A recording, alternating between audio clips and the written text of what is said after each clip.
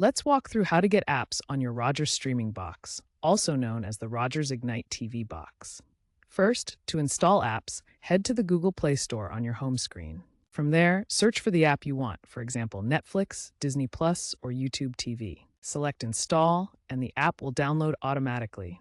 Downloads usually take just a few minutes. Alternatively, some apps come pre-installed, so you won't need to install them.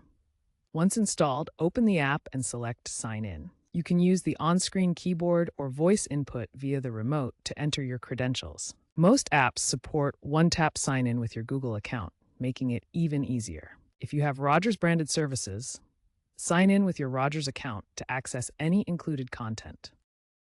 Use the directional pad on the remote to navigate and long press for quick access menus. You can customize your home screen by rearranging or removing apps. To keep your box running smoothly, clear the app cache regularly by going to Settings, then Apps, selecting the app, and clearing the cache. Restarting your box weekly can also improve stability. To enable closed captions, check within the app's settings or the box's accessibility menu. Voice control works in English and French. If you encounter sign-in issues, check your internet connection or try resetting the app.